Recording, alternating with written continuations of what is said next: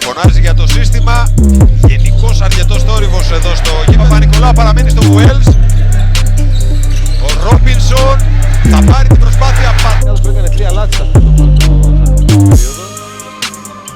Και αντίστοιχα ο Παναθηναϊκός είχε 4 κλεψίματα σε αυτό το διάστημα στο γήπεδο. Το ίδιο συμβαίνει και με τον Παναθηναϊκό. Κάνει φάουλ τώρα. Προσποίηση από τον Ρόμπινσον. Ο Σκοτ στα 6 δευτερόλεπτα τώρα ο Ρόμπινσον.